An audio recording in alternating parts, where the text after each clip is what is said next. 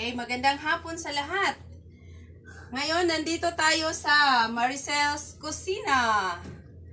So, ngayong hapon, ang lulutuin natin ay ang tinatawag na coated peanut.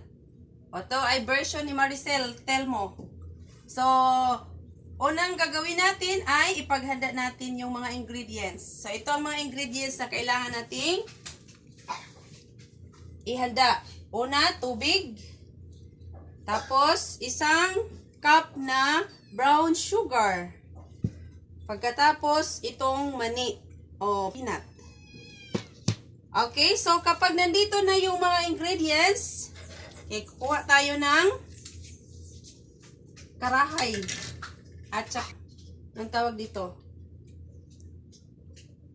Luwag.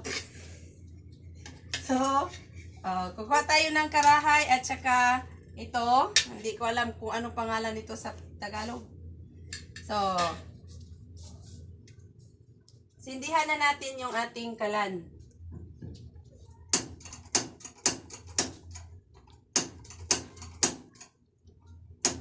Okay. So, kapag na ang kalan natin, so, hayaan nating iinit ng mga 2 minuto. Pagkatapos ng 2 minuto ay pagkatapos ng 2 minuto, ilagay ang mani dito sa karahay. So, halo-haloin lang ng halo-haloin ang mani hanggang sa mga 5 minutes.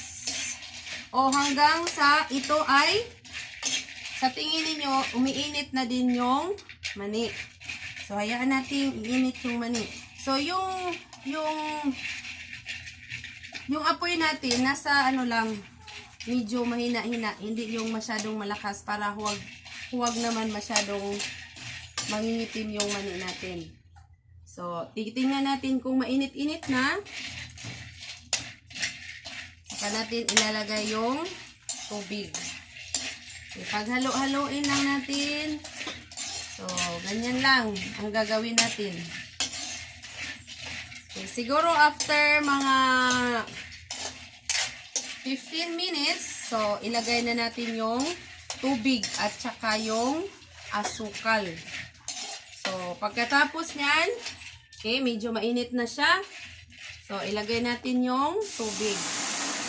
So, ilagay natin yung tubig. So, siguraduhin ninyo yung tubig ay mas marami siya ng konti sa ating mani. Okay. So, pagkatapos nyan, ilalagay na natin yung brown sugar. So, halo lang tayo ng halo. So, pag halo-haloin lang natin yan hanggang sa ito ay maluto. So, ayan. Hayaan natin siyang ma-melt yung asukal. So, ganyan lang kasimple ang paggawa ng coated peanut version ni Maricel. So habang tayo ay nagluluto,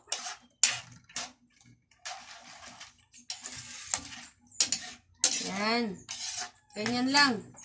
So, araw-araw tayong magluluto at sana mag-subscribe kayo sa aming YouTube para ma-share din namin aming mga recipe. So, marami tayong lulutuin Araw-araw bagong recipe ang lulutuin natin. So, ganyan lang. So, hayaan muna natin siyang kumulo. Hayaan natin kukulo yung tubig, kalamay, o asukal, at saka yung mani. So, kung nandyan na, so, pwede na natin lakasan yung apoy. Pero yung apoy ng gasol namin, hanggang dito lang ang pinakamalakas. Pero kung may malakas pa nito, so, mas maigi, mas mabuti, para mas madali siyang madaling madaling maluto yung mani. So pag kumulo na yung tubig o yung mani at saka yung tubig pati yung asukal, so palagi mo nang hahaluin para hindi ito mangingitim.